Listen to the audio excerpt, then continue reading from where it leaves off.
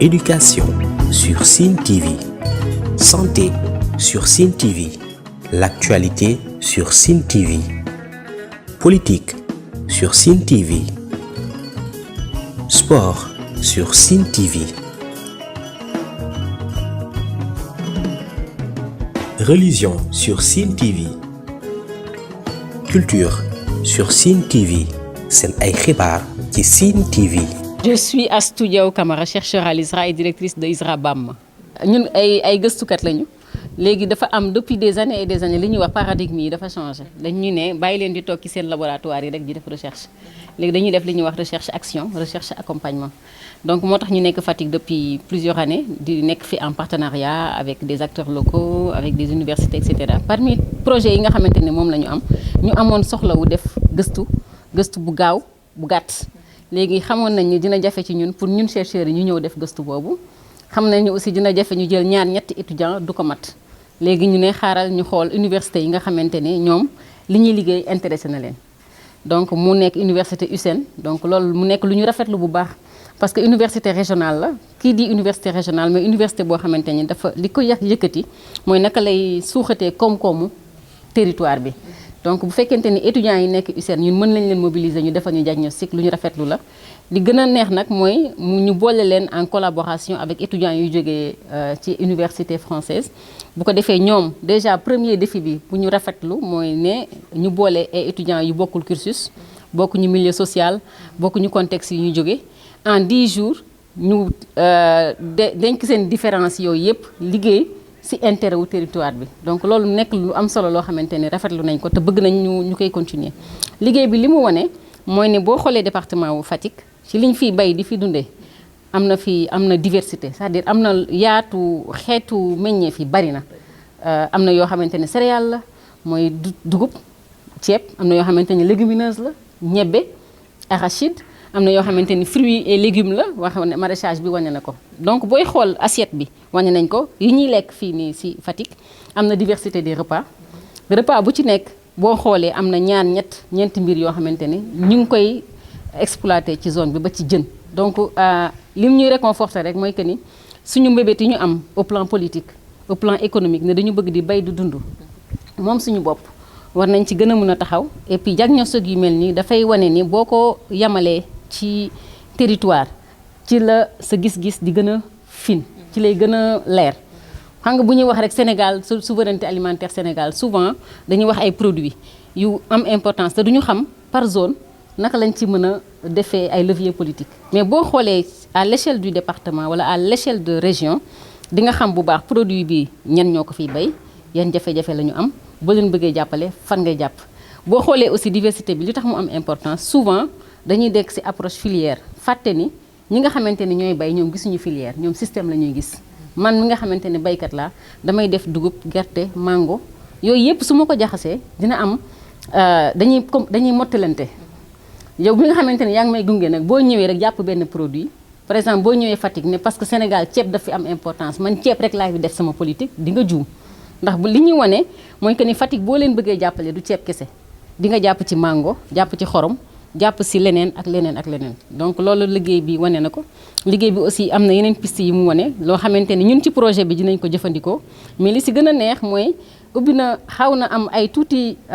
yu mu ubbi. yu ñuy permettre ñu mën a imaginer yeneen projet yu bees ñu mën a andi yeneen partenaires aussi ñu xool étudiants yi nga xamante ne ñoo def liggéey bi naka la ñuy gën a mën a lëkkaloowee ak ñoom voilà si gën leen encadrer et cetera. Alors, moi j'ai travaillé sur l'alimentation du département de Fatick et donc l'idée c'était de voir ce que de manière générale les personnes consommaient et c'était très important en fait pour savoir l'importance des PIT sur laquelle on allait travailler. On l'a vu par exemple pour le mil où c'est un produit qui est énormément consommé donc c'est très important de l'appuyer et c'était notamment très intéressant au niveau de l'expérience parce qu'on s'est rendu compte qu'il y a quand même une grande diversité de consommation selon les personnes, selon leurs revenus, selon leur habitat et c'est très intéressant de voir toute cette diversité de plats et de consommation. Je pense que l'expérience que j'ai gagnée avec toute cette expérience, enfin tout ce stage, c'est notamment de parler avec des gens avec qui j'ai pas l'habitude de parler. On est allé voir tellement de différentes familles, de différentes ethnies, de différents revenus que c'est très enrichissant de pouvoir communiquer avec ces personnes-là et d'en apprendre un peu plus sur leur vie et même sur leurs traditions parce que c'est quand même un pays étranger pour moi et donc c'est très intéressant de communiquer avec toutes ces personnes-là. Bonjour, moi je me nomme Ousmane Cissé, je suis étudiant à l'université Sine Saloum El Hadji Ibrahima Niass où j'ai obtenu ma licence en environnement et en développement durable et je suis en master 1, presque en master 2 en production agricole durable sur les systèmes alimentaires durables. Li ñu jàngat dafa nekkoon benn diagnostic boo xam ne dañ ko waroon def ci département de Fatick diagnostic bi nag dafa tënk ci wàllu li nga xamante ni mooy PIT yi nga xam ne dafa am njëriñ ci département Fatick PIT yooyu noonu nag dafa dugg ci bu ñuy wax ci aaday séeréer dinañ ko gis bu ñuy wax tamit socialement ni ñu koy dundee dinañ ko gis ndax dana dugg ci seen alimentation lu bëri ni ki mel ni plat yi ñu koy lekkee laax dinañ ko def ci fonde dinañ ko def ak yeneen comme gerte gi tamit dina dugg ci mbaxalu Saalum beeg yeneen PIT yooyu nag ñu identifié daf leen amal solo lool te dina dugg ci aaday séeréer ba da nga koy gis ci ay rit yu ñuy def ndax séeréer ku wax séeréer xam ni di nga wax tuur gis nañ ni importance bi mu am ci aaday séeréer gis nañ tamit socialement importance bi mu am ci séeréer yi ndax dina dugg seen alimentation yooyu nag caractériser nañ ko ci ñett wax nañ importance am bi mu am ci ndab li wax nañ importance am bi mu am ci tool gi wax nañ importance am bi mu am tamit ci zone département de Fatick bi def nañ calcul boo xamante ni mu nekk ay natuwaay ci nan lay créer richesse pour baykat bi bu xëyee toolam lan lay am ci journée bi bu wàccee loolu ñu ngi ko defee jël nañ li nga xamante ni mooy bénéfice yi nga xam ne moom la baykat bi di am mooy recettes yi dindi ci dépenses yi nga xam ne da koy def su waree jënd en intrant chimique wala fumier bi muy utiliser maanaam tos bi bu ko naroon jënd ñaata la koy jëndee ñi door ko diviser ak li nga xamante ni moom mooy nombre de jours bi muy xëy ci tool boobu noonu biñ ko xaymaa gis nañ ni baykat yi ñoom pour système culture bi nga xamante ni dañuy utiliser tos bu tuuti ndax ñooñu dañoo am nag yoo xam ne bëriwuñ ak système bi nga xamante ni ñoom dañuy utiliser tos bu bëri ndax dañoo am nag yu bëri buñ ko jëlee ci système bi nga xamante ni ñoom dañuy bay waaye amuñu troupeau bu bëri ndax tos bu tuuti la ñuy am dinañ ko booleeg matière intrant chimique yi muy engrais bi ñuy jënd wala urée bi ñuy jënd gis nañ ni valeur absolue brute boobu noonu muy apporté mën na lu toll ci 20% pour dugub bi donc 80% yi ci des gerte bee ko moom bu ñu jëlee ci système bi nga xamante ni ñoom dañuy utiliser beaucoup de matière organique ak peu d'intrants chimiques ñoom gis nañ ni valeur absolue brute boobu noonu dina toll ci 45% 55% yi ci des dugub gerte bee ko moom waaye 45 yi la ne dugub bee ko moom loolu moo nekkoon tënkat jàngat bi nga xamante ni def nañ ko ci département de Fatick. Moi c'est Mariam Mbeng, je suis étudiante à l'Institut Agro en spécialité système d'élevage. C'était un stage collectif regroupant deux universités, l'université Sine Saloum et l'université Institut Agro Montpellier.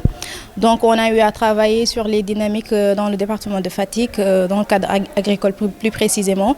Du coup on a eu à faire des enquêtes auprès des producteurs, à peu près auprès des acteurs de la filière, que ce soit la mangue. Il y a plusieurs filières quand même qui ont été étudiées. Et il y a aussi des PIT en fonction des régions, des zones autant pour moi, dans le département de Fatick. Du coup, après tous ces entretiens, on a eu à travailler tous ensemble, en compagnie avec nos encadrants, qui nous ont vraiment aidés à éclaircir des choses et à émettre aussi des hypothèses dont certains ont été confirmés aujourd'hui lors de la restitution en présence de tous les acteurs qui ont vraiment contribué à la mise en place de ce projet Mahdia et qui dans l'avenir, on espère bien qu'ils vont tenir compte de tout ça, ce qui a été dit dans ce projet et d'en faire je ne sais pas si ce sera de belles solutions ou bien de belles opportunités de développement de ces filières. En tout cas, c'était une belle opportunité pour moi de revenir au Sénégal et de regarder des choses que je ne pouvais pas voir quand j'étais là. Du coup, dans ce département qui m'était vraiment inconnu, c'était vraiment incroyable pour moi de découvrir comment les acteurs de toutes ces filières ils vivaient ou bien comment est-ce qu'ils s'organisaient pour mettre en marche tout ce qu'ils avaient en leur possession, que ce soit leurs produits. En tout cas, c'était vraiment une chance pour moi, je peux dire, de pouvoir mieux connaître ce département à travers ces PIT qui ont été identifiés et qui vont contribuer vraiment dans le développement de ce territoire de Fatick. Je m'appelle Mambiram Sen, je suis le secrétaire général de la DITAEL de Fatick. Nous nous sommes réunis pour un atelier de restitution d'un diagnostic qui a été fait par une équipe d'étudiants venus de l'université Sine Saloum et de l'Institut Agro sous la houlette du projet Mahdia avec ISRA, BAM et la DITAYEL qui ont effectivement accompagné cette dynamique-là. Alors, il faut dire que cette journée de restitution a été d'une importance capitale, d'autant plus que les résultats sortis du diagnostic qui a été effectué par les étudiants viennent confirmer déjà des éléments d'hypothèse que nous avions et un vécu par rapport au département. C'est un long processus qui a commencé par d'abord le lancement du projet Mahdia, ensuite un atelier d'identification préalable de PIT avec une liste provisoire de 8 qui ont été choisis, plus 2 autres qui ont été véritablement, qui ont allongé un peu la liste et qui constituent des réalités au niveau du terrain, avec tout le travail de terrain qui a été fait par les étudiants, en rapport bien sûr avec des élus référents et les facilitateurs du terrain. On a obtenu des résultats qui confirment le travail qui a été entamé par la DITAYEL à travers l'idéotypage, le chemin de transition,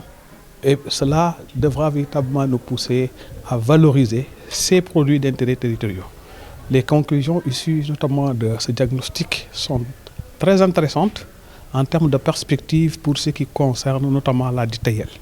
Et cela, c'est dans un contexte où on venait tout juste de créer aussi l'association des consommateurs du département de Fatick, qui est un produit, notamment un livrable par rapport à Mahdia, mais aussi une structure qui vient renforcer le dispositif de la DITAYEL où il manquait effectivement le consommateur. Et l'entrée qui a été utilisée par l'équipe qui a encadré les étudiants ainsi que les étudiants et la DITAYEL, voyez qu'on regardait les PIT dans l'assiette d'abord, dans le champ et au niveau notamment territorial, au niveau de l'ancrage. Et cela a été vraiment très intéressant. Et je me réjouis bien de voir que les recommandations qu'ils nous ont faites sont effectivement en phase avec l'orientation de la DITAYEL. Et c'est autour notamment de ces orientations qu'on va travailler pour que les prochains ateliers, qui va consister à valider les PIT et après maintenant procéder à leur valorisation. Et cela constituera véritablement la direction tracée par le comité technique de la DITAYEL et qui a été approuvé récemment par le comité de pilotage. Donc c'est vraiment un outil qui vient se rajouter à tout ce que nous avons eu à travailler et qui confirme davantage les résultats de ces étudiants-là. Et je voudrais véritablement profiter de ça pour remercier vivement le projet Mahdia à travers son coordinateur qui est là bien avec nous, l'ISRA avec toute l'équipe, ISRA BAM et tout le monde, notamment l'Institut Agro aussi, qui a avec les étudiants, on a travaillé avec ceux de l'Université Sine Saloum, l'ensemble des membres de la DITAYEL qui ont eu véritablement à s'investir pour que Fatick devienne un territoire agroécologique, comme nous l'avons bien dit à travers notre vision, et qu'on puisse véritablement être résilient face au changement que nous vivons. Éducation sur Sine TV, santé sur Sine TV,